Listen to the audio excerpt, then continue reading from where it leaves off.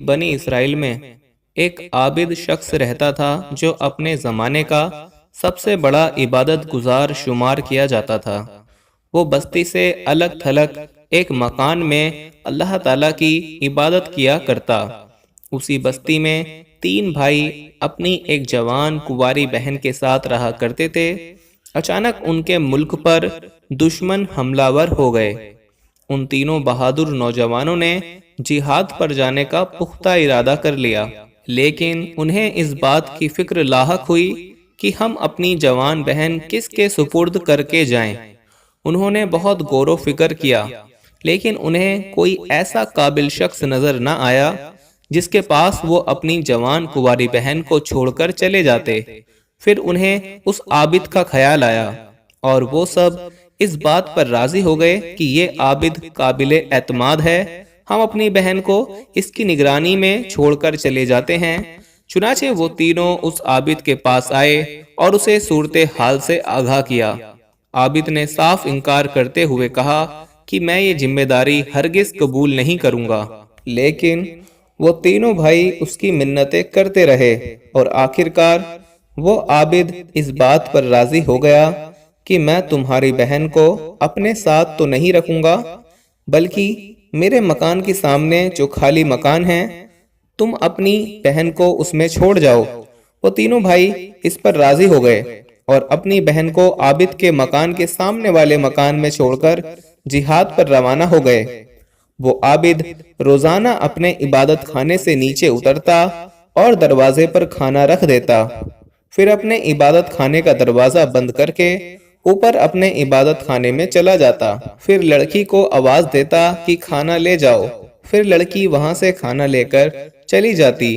اسی طرح کافی عرصے تک عابد اور اس لڑکی کا آمنا سامنا نہ ہوا۔ وقت گزرتا رہا۔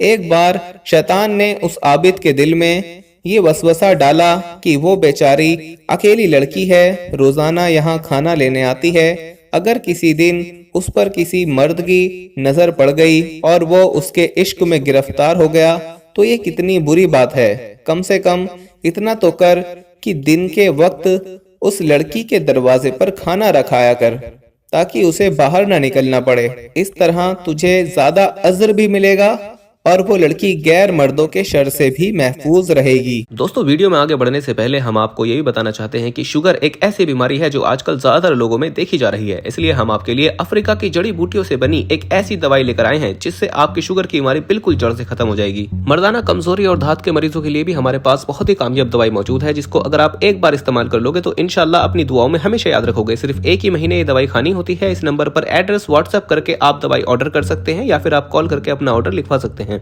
اس عابد کے دل میں یہ وسوسہ گھر کر گیا اور وہ شیطان کے جال میں کسی حد تک پھنس گیا۔ چنانچہ وہ روزانہ دن میں لڑکی کے مکان پر جاتا اور کھانا دے کر واپس آ جاتا، لیکن اس سے گفتگو نہ کرتا۔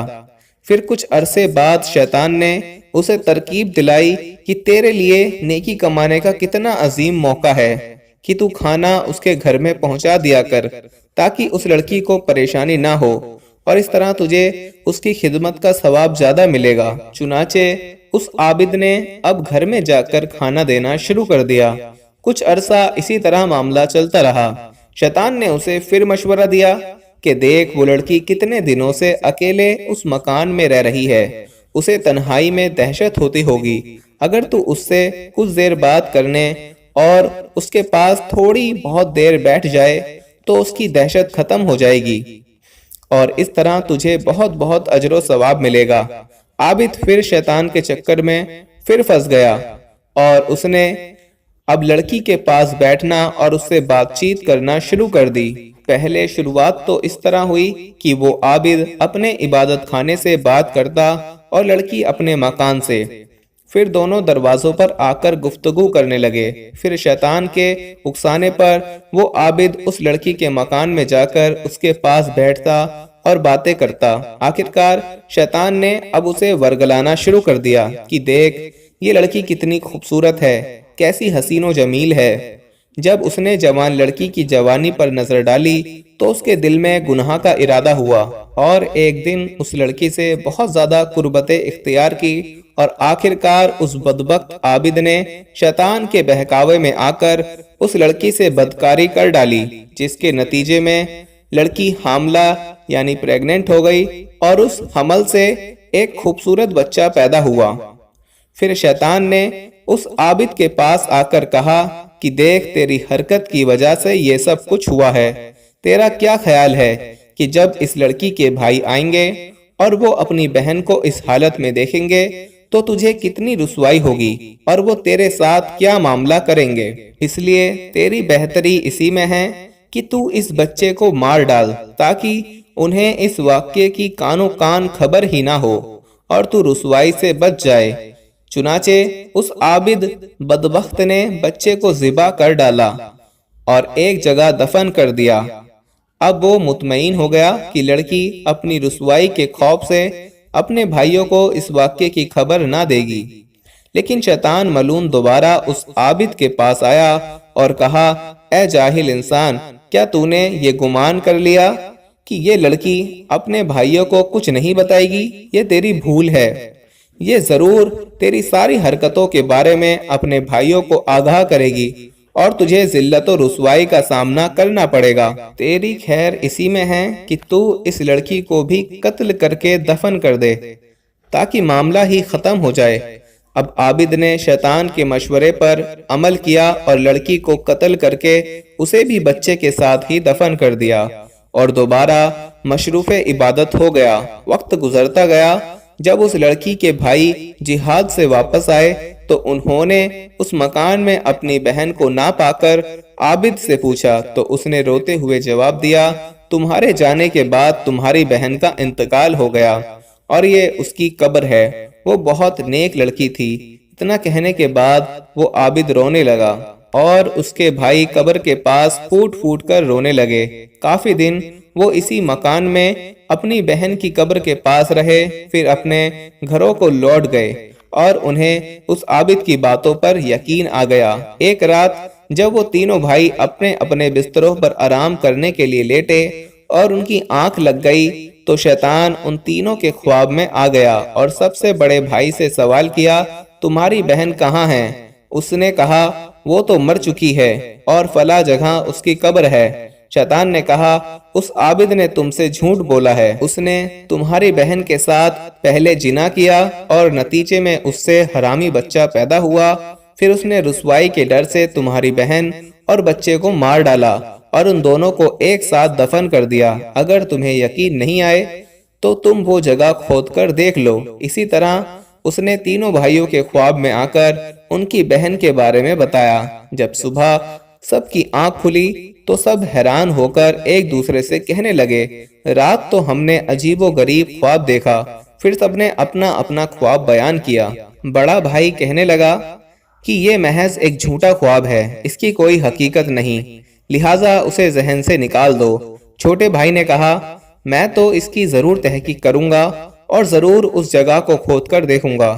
چنانچہ وہ تینوں بھائی اسی مکان میں پہنچے، اور جب اس جگہ کو کھودا جس کی شیطان نے نشاندہی کی تھی تو وہ یہ دیکھ کر حیران رہ گئے کہ وہاں ان کی بہن اور ایک بچہ ذبح شدہ حالت میں موجود ہیں۔ اب کیا تھا، وہ سیدھے اس بدبخت عابد کے پاس پہنچے اور اس سے پوچھا، سچ سچ بتاؤ کہ تم نے ہماری بہن کے ساتھ کیا کیا ہے؟ عابد نے جب ان کا غصہ دیکھا تو اپنے گناہ کا اعتراف کر لیا اور سب کچھ بتا دیا۔ چنانچہ وہ تینوں بھائی اسے پکڑ کر بادشاہ کے دربار میں لے گئے، اور پھر بادشاہ نے ساری بات سن کر اسے پھانسی کا حکم دے دیا۔ جب اس بدبخت عابد کو پھانسی دی جانے لگی تو شیطان مردود اپنا آخری وار کرنے پھر اس کے پاس آیا اور اس سے کہا، میں ہی تیرا وہ ساتھی ہوں جس کے مشورے پر عمل کر کے تو عورت کے فتنے میں مبتلا ہوا، پھر تو نے اسے اور اس کے بچے کو قتل کر دیا۔ ہاں، اگر آج تو میری بات مان لے گا تو میں تجھے پھانسی سے رہائی دلوا دوں گا۔ عابد نے کہا، اب تو مجھ سے کیا چاہتا ہے؟ شیطان بولا، تو اللہ کی وحدانیت کا انکار کر دے اور کافر ہو جا۔ اگر تو نے ایسا کر دیا تو میں تجھے آزاد کروا دوں گا۔ یہ سن کر عابد کچھ دیر سوچتا رہا اور پھر دنیاوی عذاب سے بچنے کی خاطر اس نے اپنی زبان سے کفریہ کلمات بکے اور اللہ کی وحدانیت کا منکر ہو گیا، نعوذ باللہ۔ جب شیطان نے اس بدبخت عابد کا ایمان بھی برباد کروا دیا تو اسے حالت کفر میں پھانسی دے دی گئی اور شیطان فوراً اپنے ساتھیوں سمیت وہاں سے غائب ہو گیا۔ شیطان کی شیطانیت اور چالوں کے بارے میں قرآن مجید میں کیا خوب فرمایا ہے۔ سورہ حشر میں اللہ تعالیٰ فرماتا ہے، منافقوں کی مثال شیطان جیسی ہے، جب وہ انسان سے کہتا ہے کہ تو کافر ہو جا، پھر جب وہ کافر ہو جاتا ہے تو شیطان کہتا ہے میں تجھ سے بیزار ہوں، بے شک میں اللہ سے ڈرتا ہوں جو تمام جہانوں کا رب ہے۔ اللہ تعالیٰ ہمیں عورت کے فتنوں اور شیطان کی مکاریوں سے ہر حال میں محفوظ رکھے۔ دوستو، کہا جاتا ہے کہ حضرت ابو ہریرہ رضی اللہ تعالیٰ عنہ بھی دعا مانگا کرتے تھے۔ وہ اللہ سے یہ دعا مانگتے تھے کہ اے اللہ، زنا اور چوری سے مجھے اپنی پناہ میں رکھ۔